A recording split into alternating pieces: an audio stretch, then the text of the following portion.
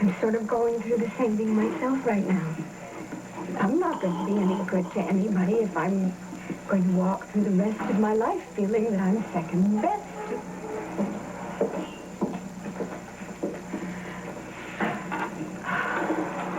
I'm sorry. I gotta go back to work.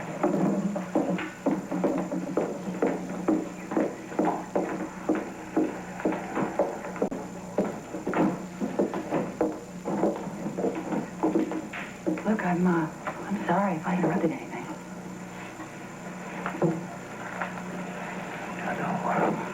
Will you join me?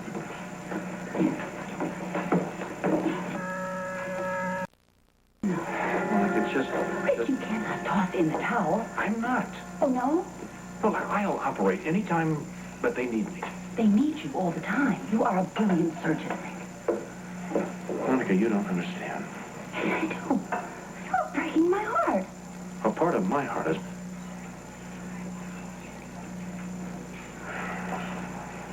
Sorry. I'm very sorry. I didn't mean to bring up the baby, but you have no idea what I'm going through. I can't stand to be in this hospital any longer. There are some things here I just can't face. Lesley and those accusing eyes. I'm not comfortable with you. And above all, Alan.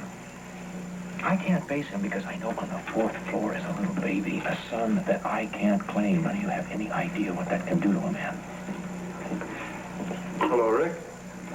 I thought I'd find my wife here with you. You mind if I borrow her for a minute so we can go up to the nursery and have a look at our baby?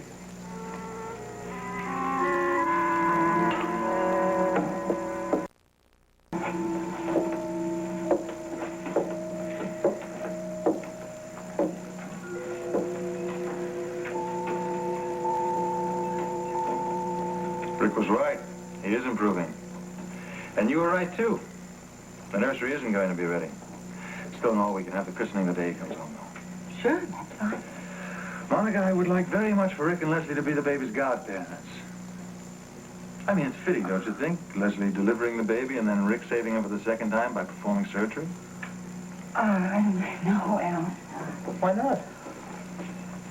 Well, I had thought that Gail would be the godmother. I'm going to have to check with Rick and see. Yes, of course. It's rather an awkward time for them, Alan. Well, I would make sure that they don't mind being in the house together. I really don't think that they will. I mean, they're both being very adult, don't you think? Oh, yes, of course. I mean, I think it's such an important thing, choosing the right godparents. It's a huge responsibility. I mean, life is so short. I mean, anything can happen. Oh, don't be morbid. I'm not being morbid. I'm being practical. I mean, we both are going to have to die one day, aren't we, Monica? You're shivering. No, I'm not. I'm sorry. I didn't realize that would bother you. Are you afraid of dying? Oh. No, I'm not. And why aren't I? Because you've given me a son to carry on the Quartermain name. Alan Quartermain, Jr. That has a beautiful sound, don't you think? Almost as beautiful as he is.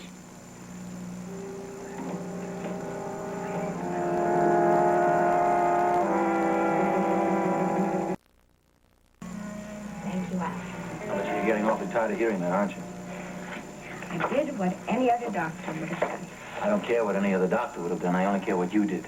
I know that you saved that baby from dying at birth. That homemade incubator that you made, Lesley, I'm sure was the difference between life and death until the ambulance men arrived. Well, it must have been help, yes, of course. I was thinking about so many of those things when I was upstairs just now, visiting with Alan Jr. I was thinking about how much I owe you and how much I owe Rick. I mean, you brought our son into this world, and then Rick saved his life for a second time by operating on him. Well, he's a splendid surgeon. And you both do care about him a great deal, don't you? He is a dear little baby. Right.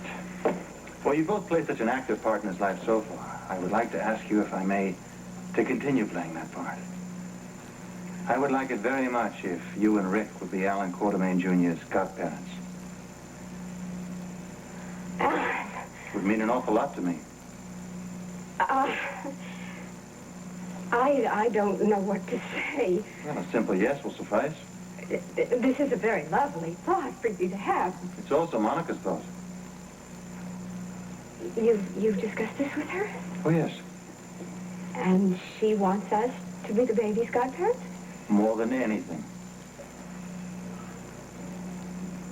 Well, being a godparent is a very great responsibility. You have to care, you have to be involved, you have to be there in case... That's exactly what I'm talking about. You have to be there in case something happens to Monica and me. And that's precisely my point.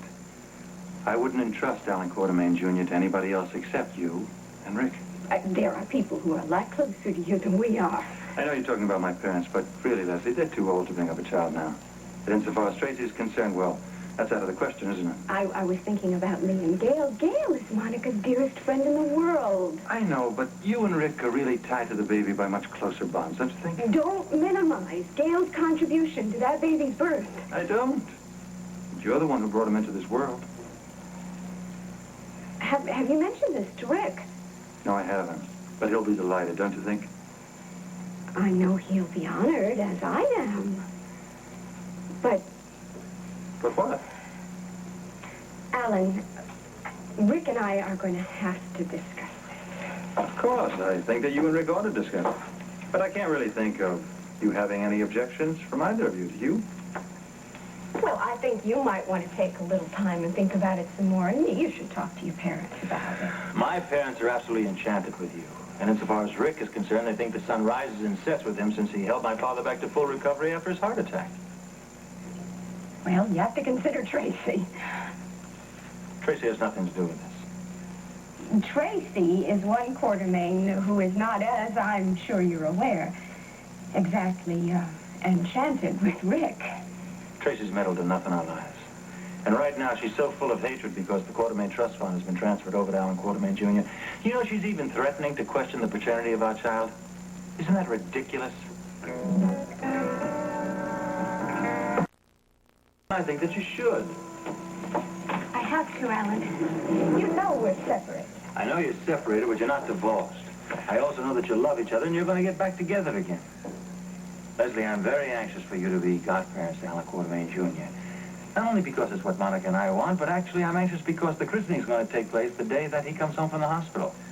When's that going to be? I'm not exactly sure, but Rick says it's going to be fairly soon. I know you're very excited about that. I'm terribly excited. I mean, we're going to have lots of friends there, but I mean, of course, the baby's godparents have to be there. Yes, of course they do, but Alan... No buts. I'm not taking no for an answer. Alan, I'm afraid you must. Lesley, I really can't understand. Why are you refusing me? I have to refuse for personal reasons. Alan, Rick is turning his whole life over right now. I don't know where he's going to wind up. I'm sure that's just because he's working too hard, that's all. But for us to be godparents to your baby wouldn't be fair to the baby. Because right at this point, I can't promise you that Rick and I are ever going to get back together. All right, I won't. Do you want to see me? Shut the door. What is it? How could you do such a thing? But do what? Let Alan think for 1 minute that I would be willing to be the godmother of Rick's baby. Leslie, there wasn't anything I could do about it. You could have insisted on Gail and Lee. Alan is determined it's you and Rick. All he talks about is you saving the baby's life in delivery and Rick saving it again in surgery. I mean, I tried to object, Leslie, but I could go so far without arousing suspicion. Well, if you're that afraid of him finding out the truth, that's your problem. It's not mine. I am not going to go through the rest of my life as the godmother to your child by my husband. Just to cover up your infidelity. I won't do it. I will not do it. That's what you want, isn't it, Monica? You want me around as some kind of cover for any suspicions that Alan might have about you and Rick. I don't want you around at all, Leslie. Fine, then it's settled. I mean, I really can't bear the thought of you standing in as godmother to my son. Then why didn't you stop Alan? I have just told you that. It's going to come out, you know.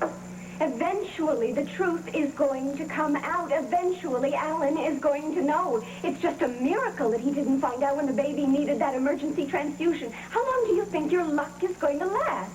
Lesley, he is determined to have you and Rick as godparents. Well, fine. If Rick wants to be the godfather, that's up to him. Good. For him, it's one step closer to claiming his son. You can just count me out.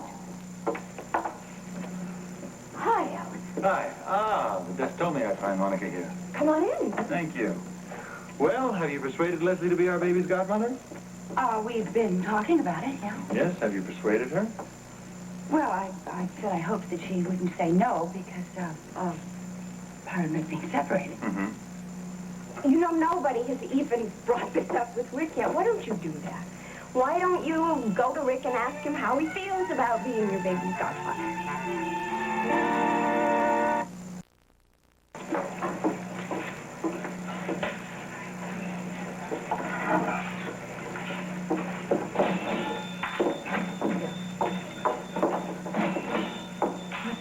What are you so upset about? Is it Rick? No, Miss Monica, how dare she do that? Do what? What did she do? Think that I would want to be her baby's godmother. What? How could she do that? Lesley, you must have misunderstood her. How can you misunderstand something like that? She told me she and Alan talked about it. I argued with her. I fought with her. And Alan came in and she didn't back down one step. You mean Alan and Monica want you for the godmother? And Rick to be the godfather. Well, I'm not going to do it. I am just not going to do it. I don't care what Alan thinks. I'm not going to. Listen, Lesley, now I'm sure when you get over your anger, you'll see that Monica probably had no choice in this. It just must have been Alan's idea. Well, he came up with it first, yes, but she went along with it. She is trying desperately to keep him from knowing about that night that she spent with Rick. Sure, at my expense. She's scared. Sometimes, Lesley, I think she's absolutely terrified. He has such a temper, and you know how insanely jealous he is about Monica. Well, she couldn't have been terribly scared of him the night she spent with Rick. They were separated, and the same as you and Rick were. But now that they're back together, and he's happy, and he loves the baby, well, I don't know what he'd do, Lesley, if he found out. You know, sometimes I think he's capable of terrible violence. Jesse? Hello, Monica. Any messages? No, there's nothing for you. You're looking kind of tired. Well, I think that's due to a rather sleepless night. Well, that electrical storm was really something, wasn't it? Oh, it was dreadful. And once again, we lost our power. Happens quite a lot on Harborview Drive, doesn't it?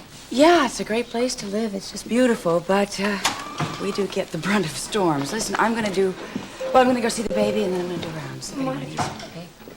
I need to talk to you. Oh, well, Leslie, I was just on my way to see the baby and do rounds. Well, then tell me when you're going to be free, and I'll meet you in the cafeteria.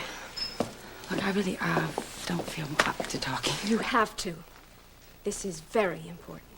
I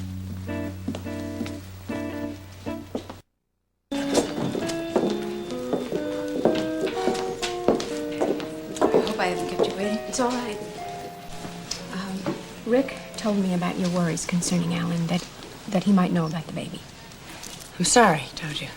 Well, he was trying to protect me in case it was true and there was going to be any kind of scandal. Well, it could be my imagination, Leslie. That's just right. out of my own guilt. Yes, it could, and I'm glad you accept that as a possibility, at least. I am paying, Leslie.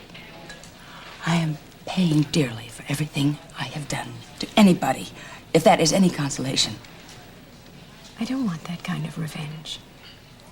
We always suffer if we hurt someone else. Nobody has to punish anybody else. Well, I look at you and Rick and I see what I've done to your marriage. We're surviving. You know, I remember when I was in the hospital and you came to me and you told me that you wanted me to live so we could fight for a man that we both loved. What happened to that moment? How can I fight for someone who doesn't really want me? Oh, listen. You've always come first, Monica. No. Always. I am second best. That is a very hard thing to admit, let alone live with. Well, it isn't enough to say that I'm sorry. I am sorry I caused the heartache. It isn't enough. Just at least don't compound it now by imagining things where Alan's concerned. I hope it is my imagination. Monica, you're not going to be able to keep a secret like this forever. I know that. Sooner or later, it's going to come out. You're living with a time bomb. Even if Alan doesn't know and never finds out, there's Traci. And that baby's blood type is on file in the hospital lab. And I would suggest not thinking for 1 minute that she doesn't know that. Monica, it seems to me you really do have to talk to Alan. Please, think about it at least.